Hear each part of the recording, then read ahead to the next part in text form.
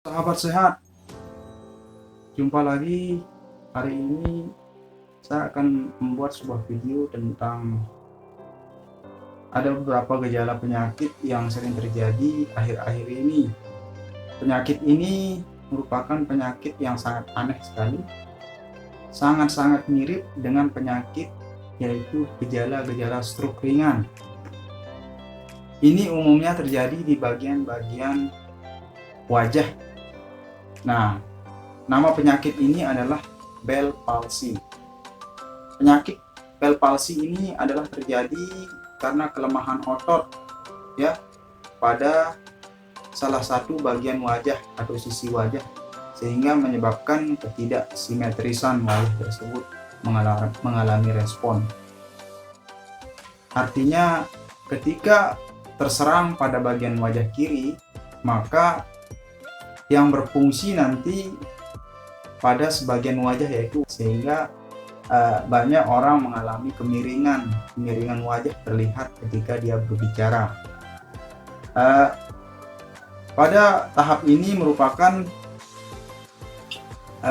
Bell palsy ini merupakan sifatnya sementara, tidak seperti gejala-gejala stroke, karena sangat-sangat mirip sekali gejalanya ini seperti gejala stroke. Jadi dia akan mengalami penyembuhan dengan sendirinya sebenarnya. Tetapi alangkah baiknya kita melakukan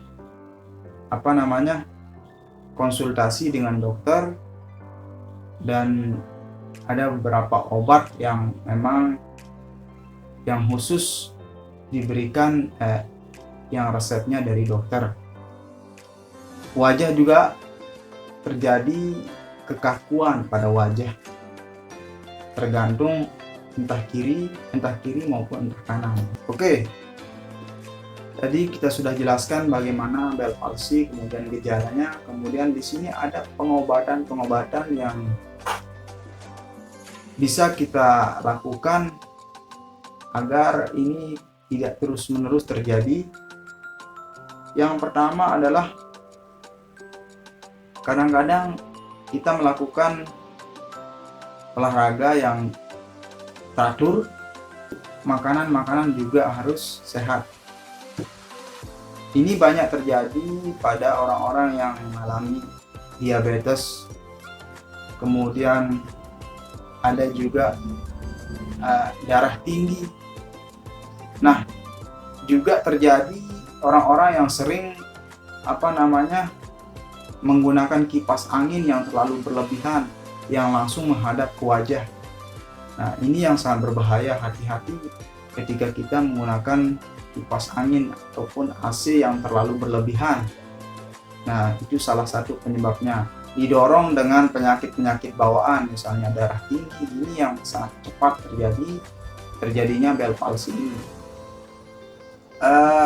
Kita gunakan fisioterapi, kemudian latihan mandiri untuk pergerakan di kaki bagian kanan, karena ketika terjadi di sebelah kiri, maka pergerakan kaki bagian kanan yang harus kita banyak gerakkan. Kita harus banyak olahraga. Kemudian jika terjadi di sebelah kanan bagian otak, maka sebelah kiri ini harus banyak mengalami pergerakan. Nah, itu proses terjadinya pemulihan atau untuk menyehatkan Bell palsy ini. Di samping itu juga harus dengan adanya resep-resep dokter. Nah, adanya obat, kemudian adanya pergerakan terhadap otot-otot tubuh kaki, kemudian kita melakukan fisioterapi, entah kadang-kadang fisioterapi sederhananya orang menggunakan air hangat. Misalnya terjadi di bagian kiri, dia akan menggunakan air hangat. Nah, supaya darah-darah yang menggumpal di bagian otak kiri maupun otak kanan yang terjadi gejala itu akan mengalami kelancaran terhadap darah-darah yang menggumpal.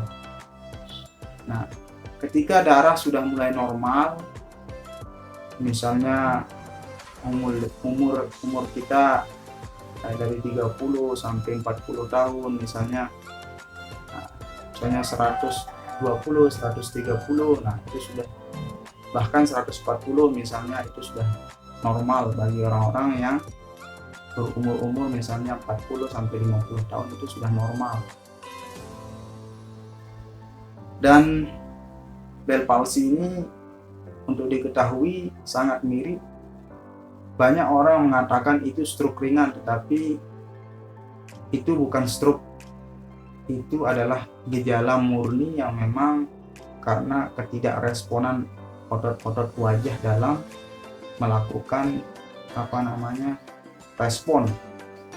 Kadang-kadang dipicu dengan faktor yang tadi itu, yaitu banyak menggunakan kipas angin, kemudian kadang-kadang orang ada penyakit bawaan yaitu diabetes, dan yang paling sering diserang itu adalah darah tinggi.